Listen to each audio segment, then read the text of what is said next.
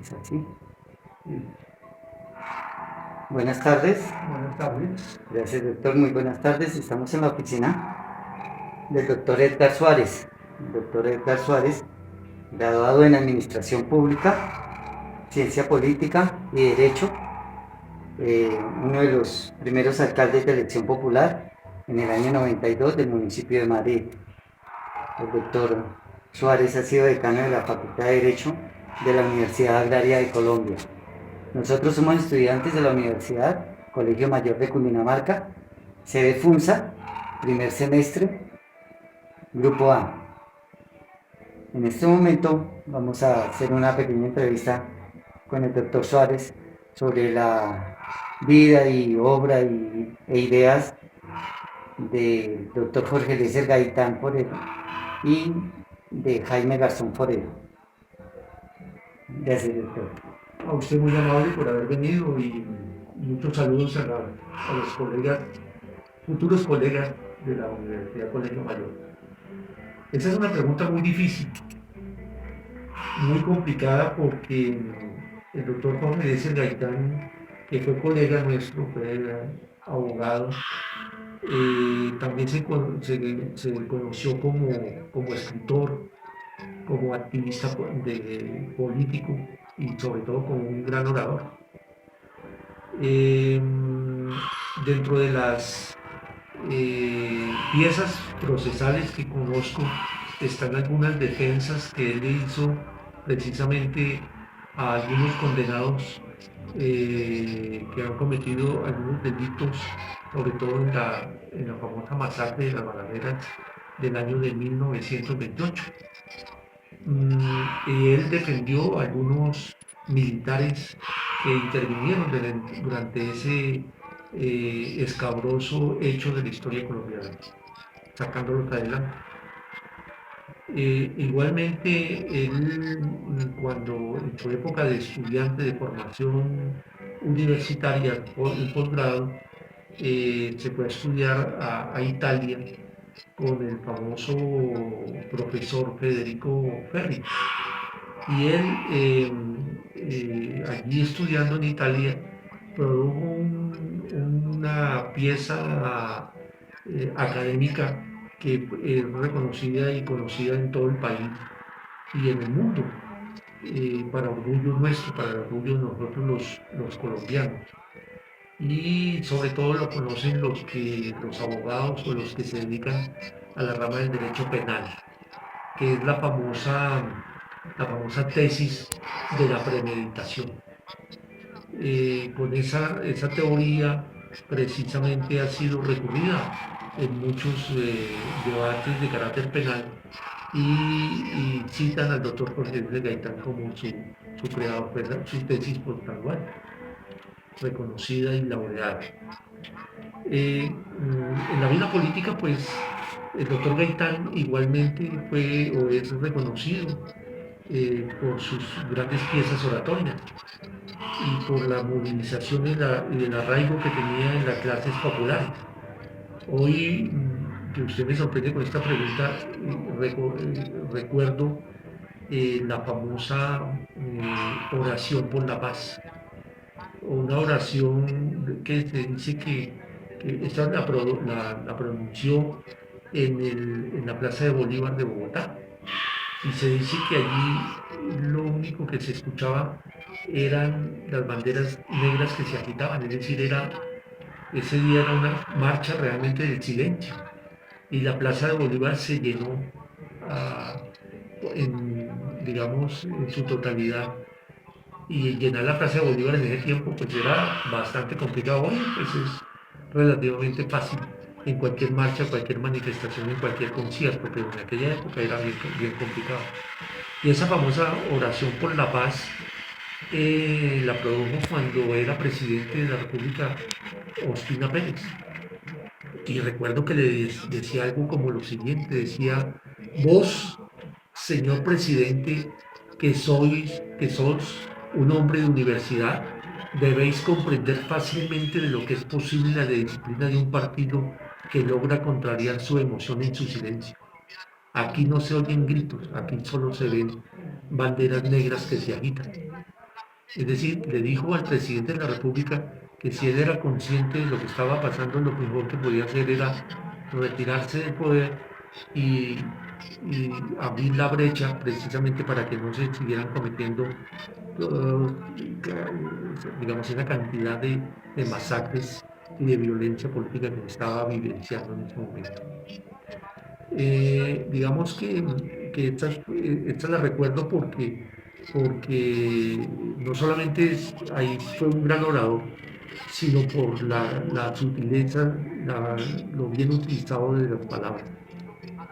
Digamos que en términos generales, el doctor Gaitán fue un gran político, además ocupó cargos de carácter político muy importantes. Por ejemplo, fue alcalde de Bogotá. Se dice que siendo alcalde de Bogotá pues cometió algunos errores porque creía que todo el mundo, o los taxistas y demás los servidores públicos tenían que estar todos uniformados, al estilo por allá como sucede o sucedía en la China comunista. Y eso pues a la gente no le gustó y le hicieron movilizaciones y paros y demás y lo pusieron a temblar en el poder. Entonces el doctor Gaitán, que además, digamos, estuvo vinculado también con la academia directamente, puesto que fue rector de la Universidad Libre de Colombia por allá en los años 39, 40, si no estoy mal. Por eso, pues, allí en la Universidad Libre es también ponderado como uno de sus grandes catedráticos o grandes docentes que tuvo la universidad. Entonces, al doctor Gaitán, pues, habrá que reconocerlo como un intelectual que aportó al desarrollo del derecho, a alguien que tuvo connotaciones políticas, fue un activista, fue un orador de profundidad, fue escritor, fuera de eso, pues también fue jurista y pues desafortunadamente, como todos conocemos, fue vilmente asesinado en el 9 de abril del año 48. Y para regocijo del país, de la historia del país, el doctor Gaitán pues, figura en uno de los billetes de circulación nacional, precisamente como alguien que debemos recordar y no podemos desconocer el aporte que hizo al desarrollo de la historia política y jurisprudencial del país. Doctor, o sea, de lo que usted me dice, la marcha del silencio entonces no fue que bautizaron la marcha del silencio, sino que él mismo lo dijo en su oratoria, en la Sí, plaza. realmente esa pieza se conoce como la oración por la paz. Y muchos la conocen como la marcha del silencio porque en toda la manifestación no hay quien diga, hay muchos, unos dicen arriba, otros dicen abajo, pero en ese momento todo el mundo era en silencio. Y lo único que se movía y lo único que se agitaba en esa marcha eran las banderas negras, como un mensaje de luto por las condiciones tan graves que estaba viviendo la sociedad colombiana. Entonces es por eso, digamos, se llama, o la conocemos como la oración por la paz. Y otros le han dicho la marcha del silencio precisamente por la connotación que tuvo y la forma como se desarrolló. Doctor, digamos, para enmarcar a Jorge Eliezer Gaitán en esa época, que era una época en que había como el gobierno tenía muy reprimido a la clase obrera. ¿Cómo enmarcaríamos a Jorge Eliezer Gaitán en esa época? Pues digamos que el doctor Gaitán me parece que fue un caudillo, digamos que un caudillo liberal, que inclusive él disputó muchas veces la candidatura a la presidencia con algunos miembros con Gabriel Turbay, por ejemplo, para ser candidato a la presidencia, pero digamos que el movimiento de él era el que lo encarnaba. y como que empezaba con él y terminaba con él. Tanto que cuando desafortunadamente le cometen ese genocidio contra el doctor Gaitán, ese movimiento casi que terminó ahí, ¿no? Después lo reivindicaron otros movimientos inclusive ya subversivos en nombre de la causa gaitanista, pero ese mandato de hambre, esa eslogan que tenía él contra el mandato de hambre a la carga, era precisamente la connotación de un caudillo. Algunos decían que era de extrema derecha, por muchas posiciones que tenía, la forma como sus ademanes, su estilo. Otros decían que era socialista. Precisamente en los grandes escritos políticos hay un testigo por ahí que se llama Las ideas socialistas en Colombia. Y ese escrito eh, eh, es demostrando cómo él no era marxista, ¿no? Es decir, él no creía, por ejemplo, en la dictadura del proletariado como una condición para llegar al poder. Él no era de ese corte, entonces, pero sí fue un caudillo liberal, ese caudillo liberal que además nació si no estoy mal, nació en Bogotá. Eh, digamos que lo podemos enmarcar dentro de esa connotación. Y además que también, digamos, se dieron todas las condiciones para que él fuese o ocupara ese puesto en la historia por las mismas condiciones sociohistóricas, sociopolíticas que estaba viviendo el país de gran represión, sobre todo contra los movimientos, en ese entonces contra los movimientos sindicales. Gracias. Doctor, si digamos viendo el cómo todas estas connotaciones de Jorge Eliezer Gaitán siendo alcalde, ¿cómo se podría, digamos, como proyectar si él hubiese sido presidente? Eh, Digamos, a qué cambios hubiéramos podido haber aspirado si Jorge Eliezer Gaitán hubiese sido presidente? digamos que esta es una interesante pregunta porque seguramente, digamos, él creía en el Congreso. O sea, las instituciones creen en la institucionalidad. Luego era respetuoso de la división de poderes. Entonces, en mi criterio no era precisamente alguien que fuese a utilizar el poder para permanecer ahí como un dictador, sino que había necesidad, como él también lo planteó precisamente después de la famosa masacre de las Bananeras, había necesidad de reformular la Constitución Política de Colombia. Esa Constitución que ya había tenido varias reformas, de la famosa Constitución del año de 1886. Entonces, él, digamos, que planteaba que también los órganos de control tuviesen otra estructura, no como la que conocemos hoy, sino otra estructura. Es decir, que fueran un poco más reactivos frente a todo lo que él denunciaba en ese momento como corrupción, ¿cierto? La corrupción que desafortunadamente pues como que sigue siendo la misma que hoy estamos viviendo las de esas épocas. Pero cuando él, digamos, él constituye o funda un movimiento que se llamó Unión Nacional de Izquierda, Unión Nacional de Izquierda Revolucionaria, el famoso UNIR, si no estoy mal, el famoso UNIR, Unión Nacional de Izquierda. Él allí precisamente lo que nos decía o lo que le decía al país era que en Colombia se necesitaba además de hacer una profunda reforma agraria.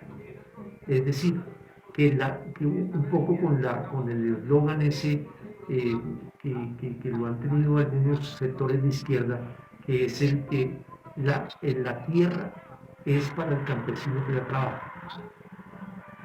Que eso es digamos, es un eslogan revolucionario, porque es, digamos, es tocar la propiedad de la tierra, es acabar con lo que se llama los latifundios, ¿cierto? Y entonces había que, o planteaba él, que así como como se hizo con una de las primeras, digamos, reformas agrarias del año de 1933, de la época de Alfonso López Pumarejo, se hiciera una reforma que profundizara precisamente la necesidad de que los campesinos fueran los que tuviesen la tierra y hacer un acompañamiento de carácter técnico para mejorar la productividad.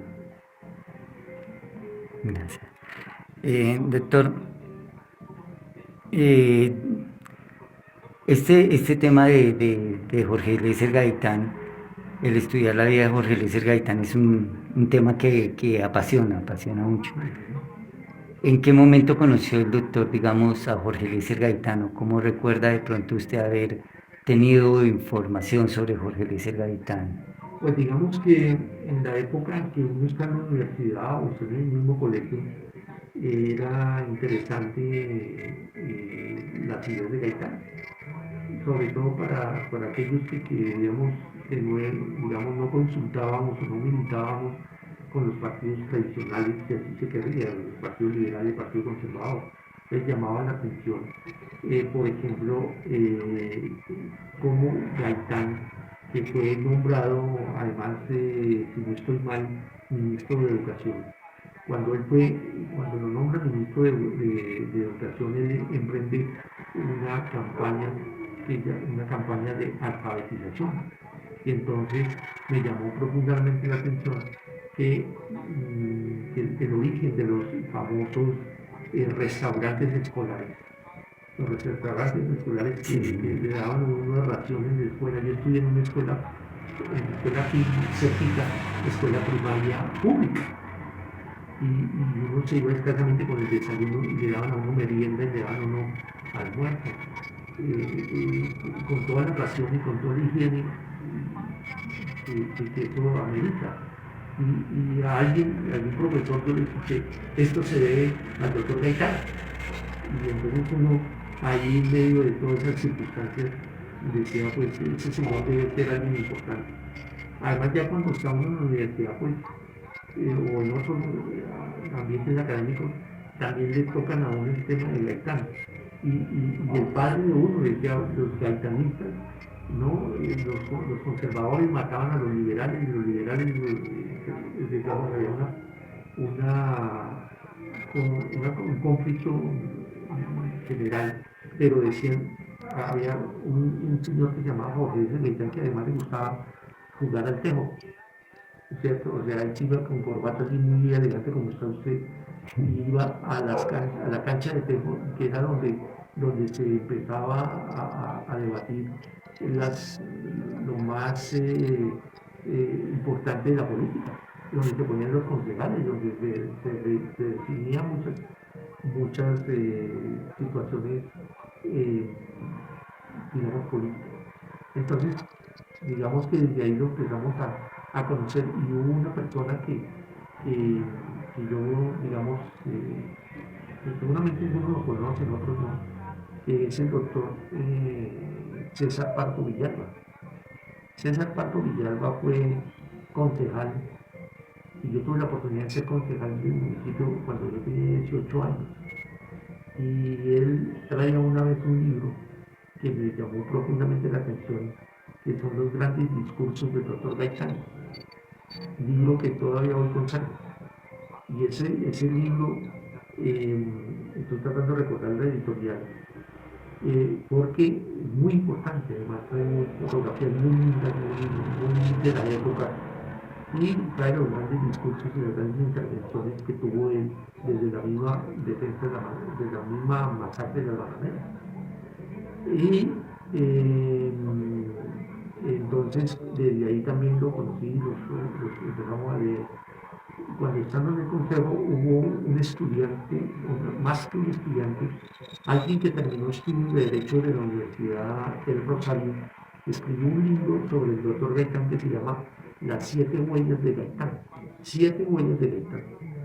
Ese joven vino y nos dio el privilegio de hablar en el Consejo de Madrid y lanzar ese libro, Las 7 huellas de Gaitán. Un libro que seguramente pues tendría por ahí, no sé, muy pocos lectores, pero para nosotros en el momento era muy importante porque escuchábamos algo, digamos, entre comillas, revolucionario, algo diferente, alguien que estaba en contra de lo que, del régimen como tal. Entonces uno de joven, pues eso como que también le pica, es un bichito ahí que uno tiene y pues efectivamente ahí empezamos a conocer al doctor Gaitán.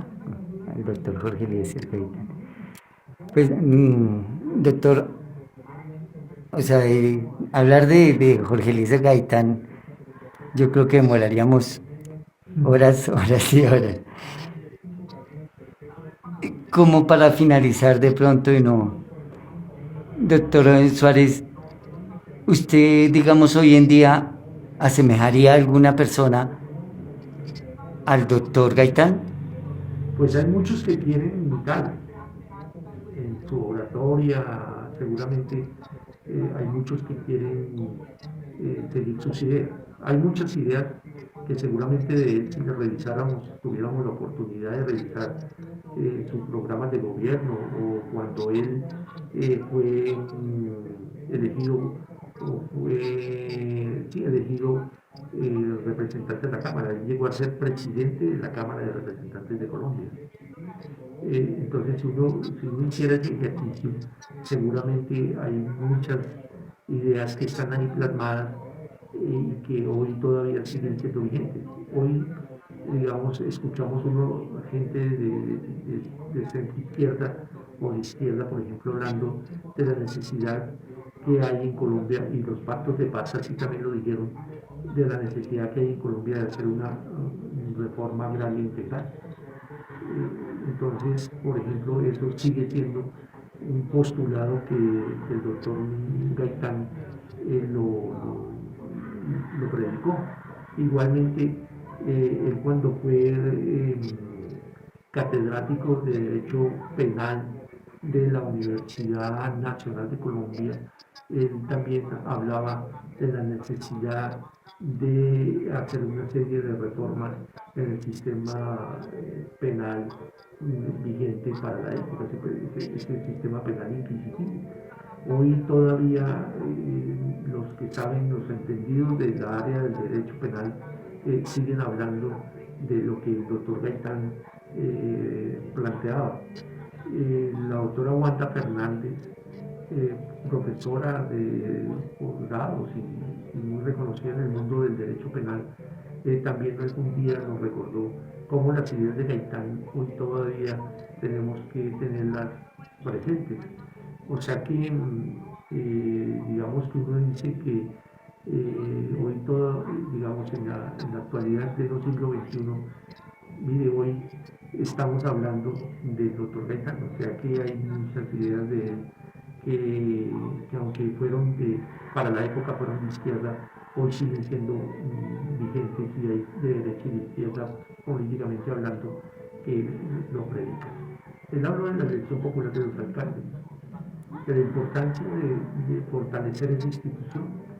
O sea, de pronto habló antes del mismo Álvaro Gómez, habló antes del doctor Luis Carlos Galán, que todos sabemos que la elección popular de los alcaldes nace con el decreto 1333 del año de 1986.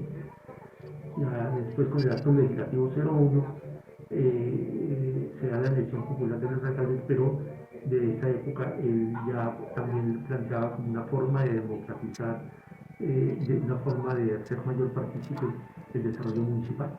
Entonces, seguramente haciendo un análisis un poco más pormenorizado, las ideas de Gaitán en su gran mayoría siguen siendo lo mismo. Gracias, doctor. Bueno, Doctor Suárez, nuestra entrevista pues toma la vida del doctor Gaitán. Nosotros pues queremos más fundamentarnos en la vida y en las ideas del doctor Gaitán que pues en su muerte, ¿no? Pues la muerte ya hay muchas de las cosas que se han hablado de la muerte del doctor Gaitán y que todavía se seguirán hablando. Queremos como hacer un paralelismo, mostrar cuáles podrían ser las intersecciones que se encuentran entre la vida del doctor Gaitán y la vida de Jaime Garzón, humorista, politólogo, abogado honoris causa, nunca graduado. pues digamos que es bien complejo.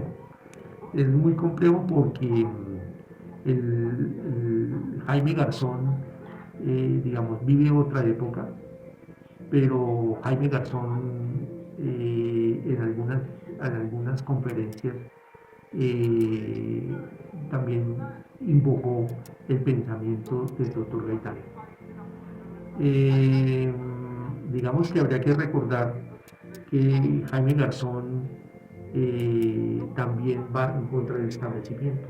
Es decir, a pesar de que es humorista, el humor que él manejó nos hizo pensar acerca de la forma como estaba compuesta la sociedad y la clase política colombiana. En entrevistas recurrentes que hizo, les decía en su cara, cuando entrevistaba sobre todo a los políticos, que eran ladrones, lo que utilizaban el presupuesto para lucrarse o que eran corruptos. Y quizá, digamos, él reivindicaba un poco al doctor Serpa, ¿no? El doctor Serpa, a él le pareció que fue uno de los mejores políticos, pues seguramente para muchos no es así. Él decía, a mí me gustó la entrevista, alguna vez le preguntaron a él cuál fue la mejor entrevista que usted hizo, y digo, con la que le hice a Serpa, con Humberto de la Calle, porque era de gamín a gamín, era hablar de gamín a gamín. Entonces, pues eso le llamó la atención porque seguramente le gustó fue el vocabulario, más no su posición política. Sí. Pero el doctor Jaime Garzón, que también estuvo vinculado a los cargos públicos, porque él fue alcalde menor, alcalde de Sumapaz, donde precisamente lo nombró Pastrana, el fue alcalde de Bogotá. Él le renunció, ¿no? Le renunció precisamente porque una vez le mandó decir, Pastrana, le mandó decir que cuántos cupos tenía ya o cuántos espacios tenía para guardar carros, cuántos parqueaderos tenía en la alcaldía de Sumapaz, y es lo único que les digo, aquí no hay espacios para guardar, aquí lo que hay es cómo amarrar burros o bestias, porque aquí esto es el otro mundo, esto es una región apartada de Bogotá, o sea que lo que él le quería decir era que al alcalde de Bogotá, Pastrana, que él no conocía la región, y renunció. Entonces digamos que fue un paso esporádico por los cargos públicos, pero recordándolo al doctor Jaime Garzón, él participó activamente de la difusión de la Constitución del año de 1991, porque él fue uno de los que nombraron o encargados de llevar la Constitución y su conocimiento a los indígenas. Entonces, parte de esa Constitución, la Constitución del 91, conocida por los indígenas, traducida al lenguaje de los indígenas, fue hecha por Jaime Garzón. O sea, una persona de una gran formación, conocedora del poder. Seguramente digamos que son estilos diferentes, son dos caminos diferentes, pero que confluyen, se tocan en alguna medida cuando Jaime Garzón es producto también de un atentado. Jaime Garzón su vida es truncada precisamente también porque tenía posiciones a favor de la paz, a favor de la concordia, como también en su momento lo tuvo el doctor Gaitán. Entonces, digamos que habría que mirar algo que comentamos ahora un poco con usted, es que es importante también ver cuál es el papel que tiene la universidad frente a la formación de los futuros profesionales. Entonces, digamos que él dictó una conferencia que también toca la educación, como también decíamos antes, que el doctor Gaitán también habló de la importancia de la democratización de la educación cuando fue ministro de Educación. Y esa conferencia la tituló La universidad es la mejor etapa de la vida.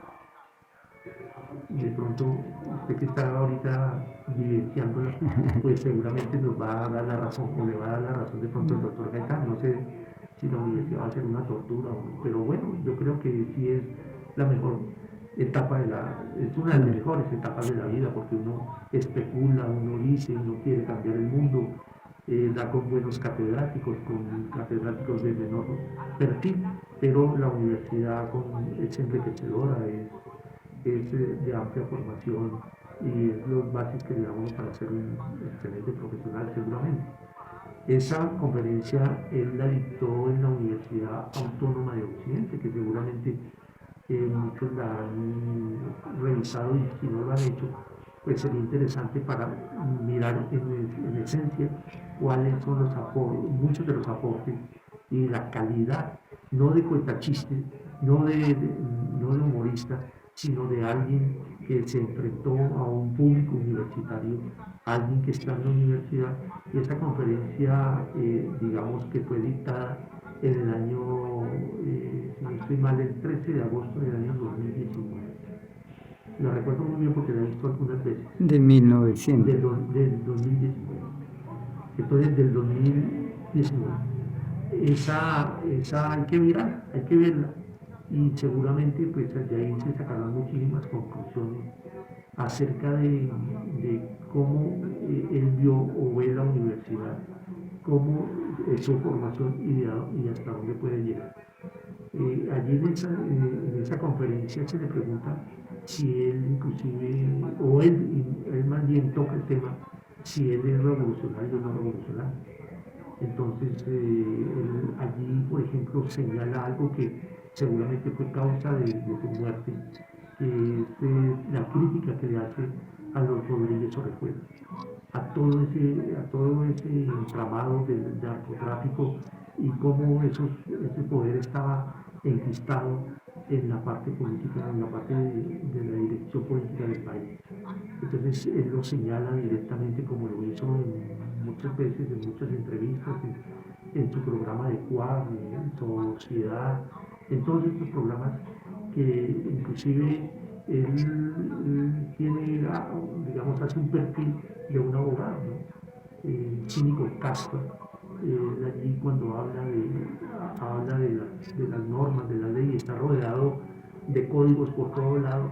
Allí es una forma también crítica de ver cómo se administra justicia y cómo administran los jueces y los fiscales y los procuradores y los defensores, los magistrados, etcétera, cómo se mueve la parte legal en el país.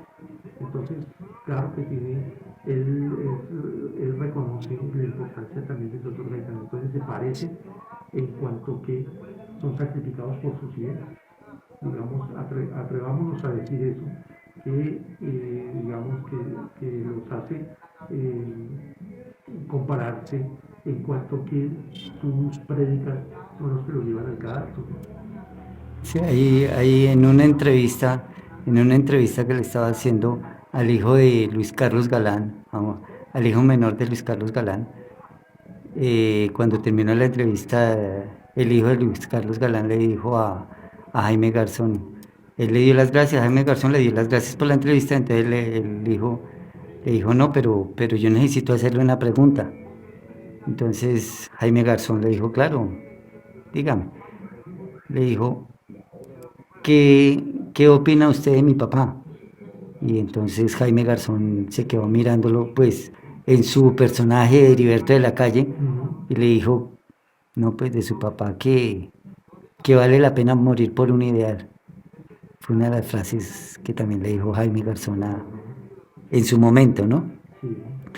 Doctor, con la vida de Jaime Garzón, que fue un personaje como tan icónico, en qué momento el doctor, digamos, empezó como a tomar interés de este personaje que para muchos era chicharachero, era muy burlesco?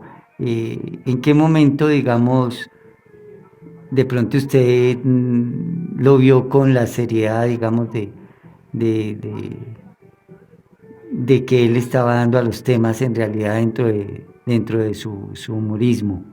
Pues digamos que inicialmente lo veía como, digamos, no me llamaba la atención, porque las cosas que decía como que no tenían, como que no lo hacían a uno reír realmente. Pero a medida que, digamos, que fue pasando el tiempo y él hace su famoso personaje de Lustrabotas, porque dice que voladores son los, ¿cómo se llamaba? Un artista. Él no era volador, porque ese artista era el que volaba todas, Sí, él sí. era Lustrabotas.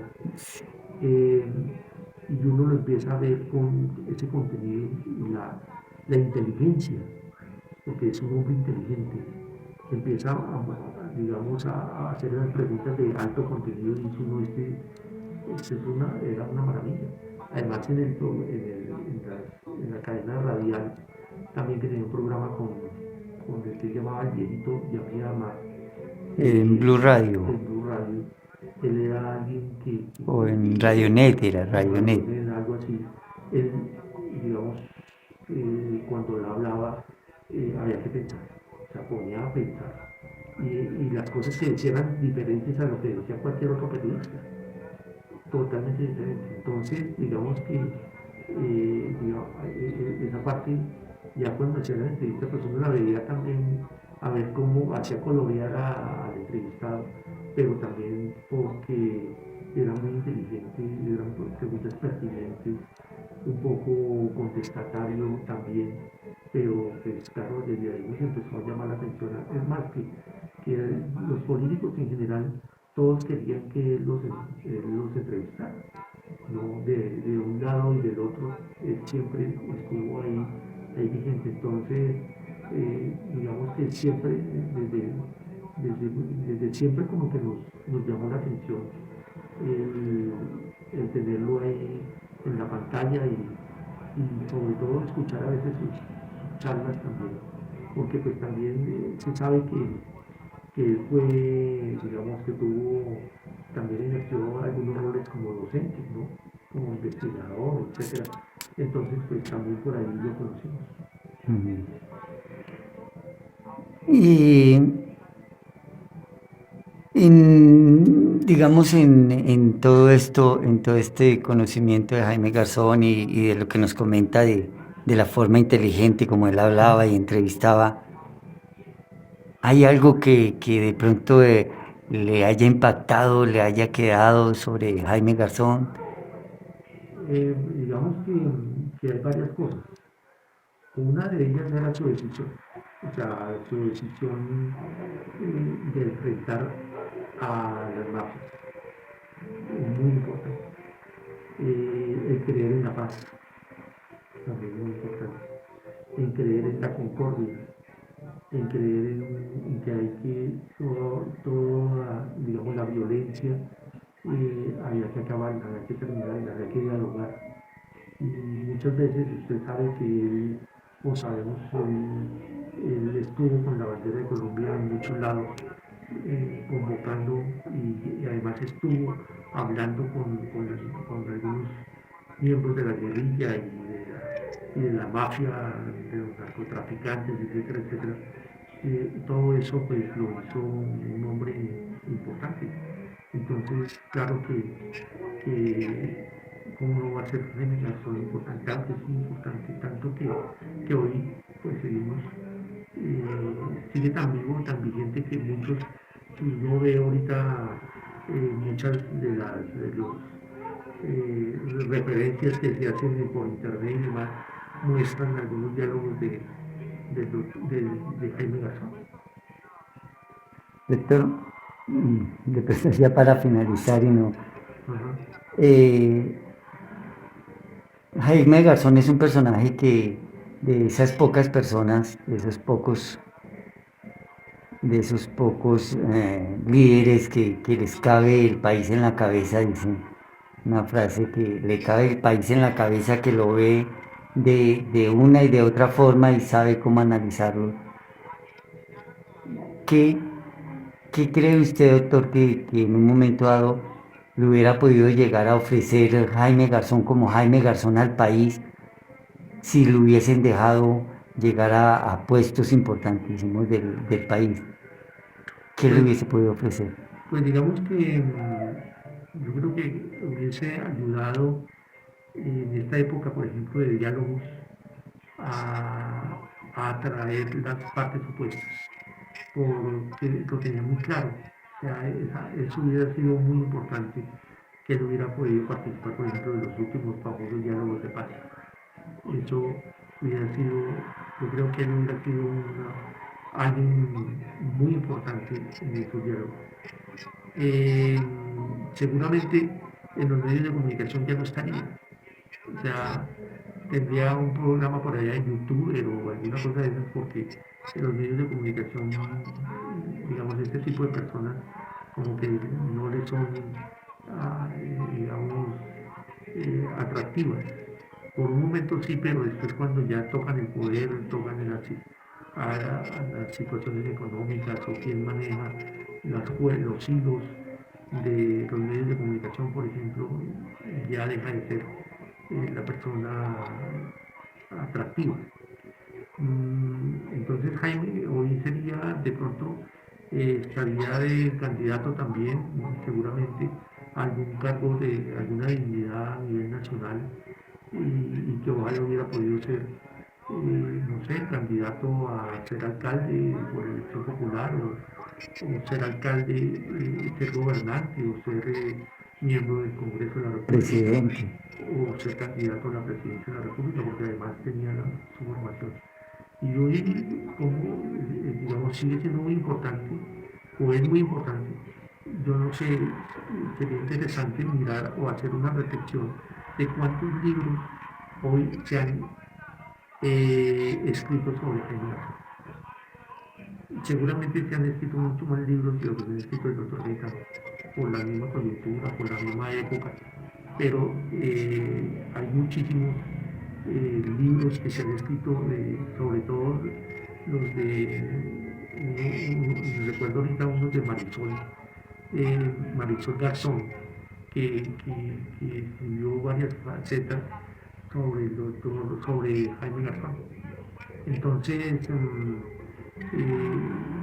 está desde la época en que él era niño, fue joven, etc., hasta la época ya de humorista, de artista, de hombre público, desde todas las facetas, hay hasta de cuántas novias tuvo, digamos cuáles fueron sus amores.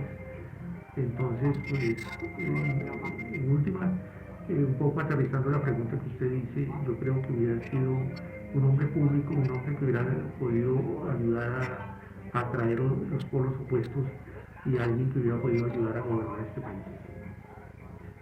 Perfecto, doctor, muchísimas gracias. No, Muy amable, ojalá le doctor. vaya muy bien. Muchas gracias. Bueno, Entonces, finalizando la entrevista con el doctor Edgar Alfonso Suárez, que muy amablemente nos concedió el grupo 2, que está integrado por Daniela Borges, Néstor Arenales y Carlos Cerreño, les deseo una buena tarde.